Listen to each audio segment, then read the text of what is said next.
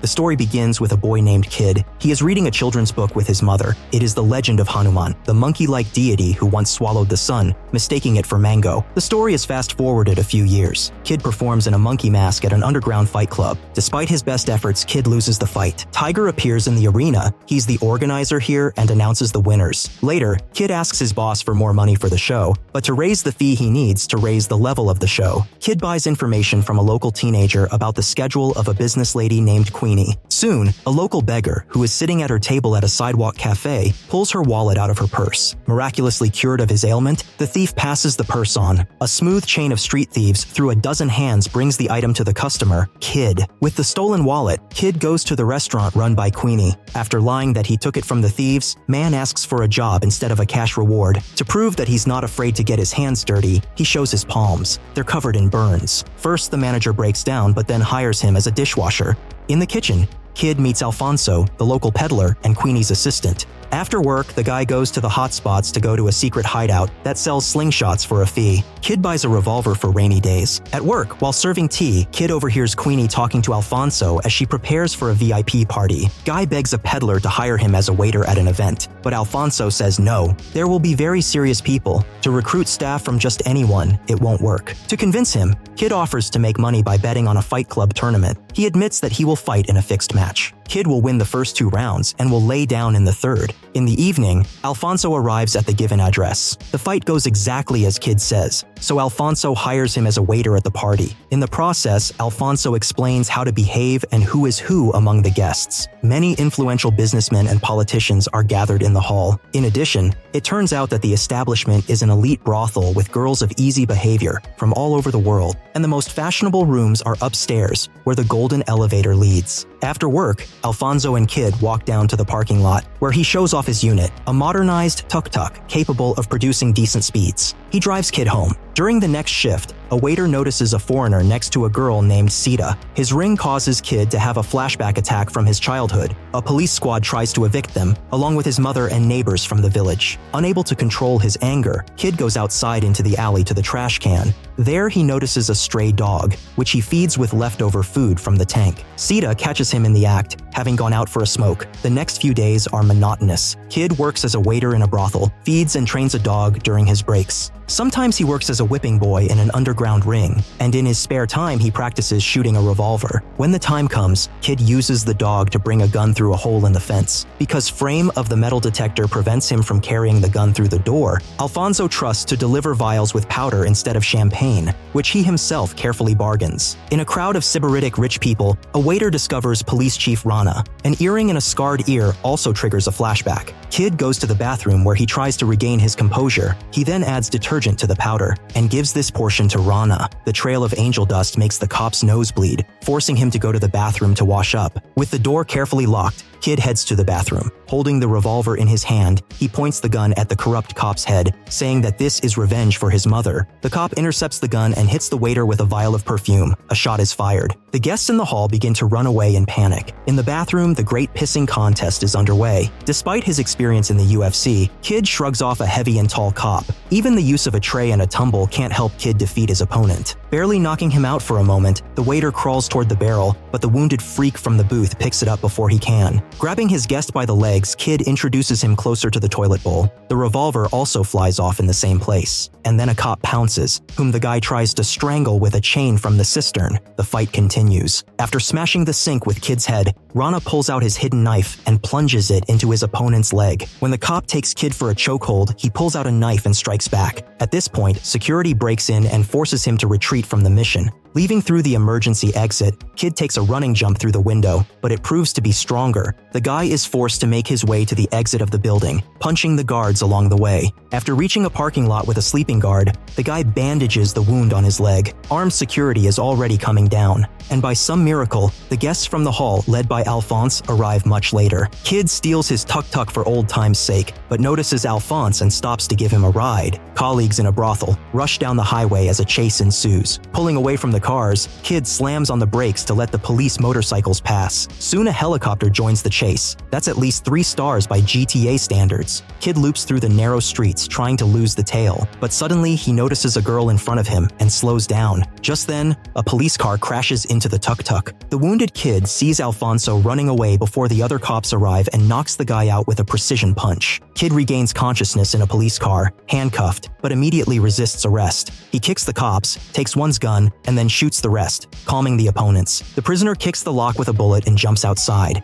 Kid runs into the nearest house and goes up the stairs. It turns out to be a place to have fun, and soon an angry owner appears with an axe. He swings it around, making the guests uncomfortable while the fugitive neatly dodges. But when the owner pushes him against the wall, Kid seems to say, "Let me make you a ghoul like in Fallout," and bites him on the nose. But he doesn't understand and continues to swing the axe. The showdown continues. Kid almost strangles the lumberjack with the chain from his handcuffs, but then the cops break in and open fire. Guy escapes by climbing out onto the roof, but a well-aimed shot from a helicopter overtakes him, and the fugitive falls unconscious into the muddy waters of a nearby river. Tormented by flashbacks, Kid comes to his senses for a moment somewhere underground. They remove the bullet and cauterize the wounds. When he wakes up, the guy finds out that he is in the temple of the untouchable caste, Hydras, religious transgenders. Kid wants to leave, but Overseer Alpha convinces him to stay for the healing. In the process, Kid is exposed to the culture of the community, which includes musical chants. Alpha sees that he suffers not only from physical ailments, but also from trauma of the soul. He invites the guest to look at the sacred tree, whose seeds the Hydra use in rituals. Alpha suggests that Kid undergo such a ritual. He makes a narcotic powder from the seeds and gives it to the guest to inhale. During a drug trip, Kid is sent back to his childhood. He was watching a puppet show with his mother when the village was surrounded by corrupt policemen sent by Baba Shakti,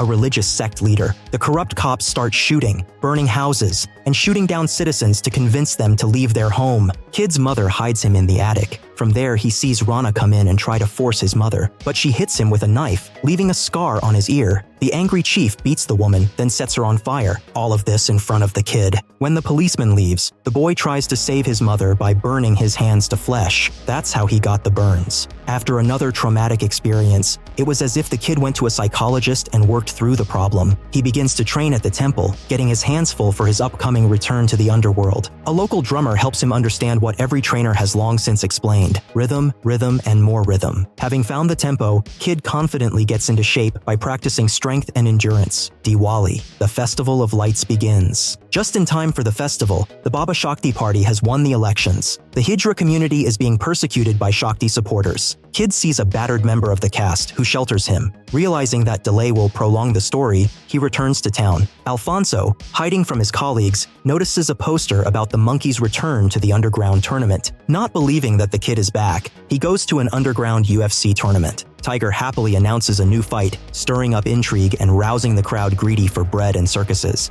The monkey-masked fighter had indeed returned. Only the opening at the start of the fight proved to be longer than the fight itself. Kid knocks his opponent out with a single-leg takedown. The stunned audience and angry organizers don't know what to do. Somebody lost all their money. Tiger is shocked and doesn't want to let Kid go. He calls for a second fighter into the ring, a bully, nicknamed Bear. There are some problems with him. It's not easy to knock him out, but the speed advantage remains with the monkey. He dodges attacks and throws punches. Tiger gives Bear a bat wrapped in barbed wire to show the insolent man who Bear is. After delivering a dropkick to his opponent, Monkey picks up the bat but doesn't get him. The crowd has no choice but to cheer his victory. It turns out that Kid sent an accomplice to bet all the money on himself. He sent the winnings to the Hydra community who saved him. Then the guy remembers the classic and repaints the mask white. As the people celebrate Diwali, corrupt politicians led by Baba Shakti gather at the mansion. Kid goes to the same place and removes his mask at the entrance. Stop monkeying around and be John Wick. He climbs over the fence and enters the kitchen, where he begins his John Wick career.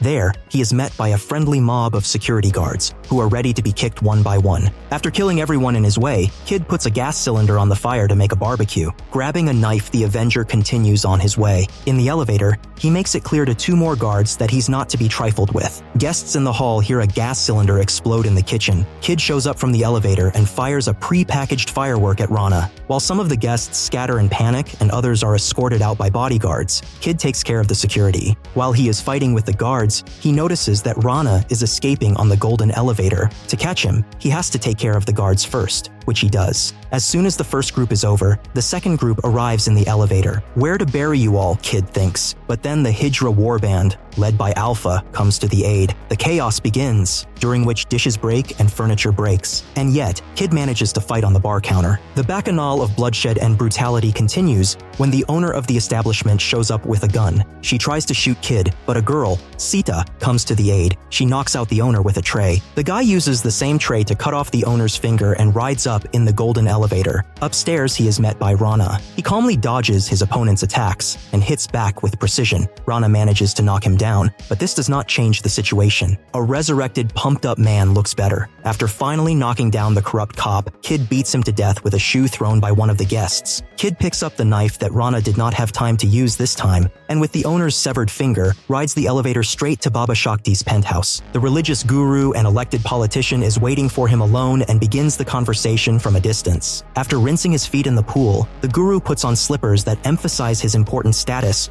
and goes to meet the Avenger. Baba Shakti tries to bamboozle Kid with talk of religion, but when he's distracted by the spotlight of a passing helicopter, he pulls out his hidden blade like a skilled assassin and plunges it into Kid's side. A surprised Kid drops the knife and raises his hand for a second strike. The blade pierces the palm, but the Avenger's rage is enough to grab the guru's fist and break his wrist. Pulling the blade from his palm, Kid stabs Baba Shakti in the chest, then gets up, staggers, and looks at the canvas, with Hanuman visible on the wall in the center. Looking at it, the boy remembers walks with his mother in the woods, the first happy memories in years. Kid's eyes close and he falls, and that's where the movie ends.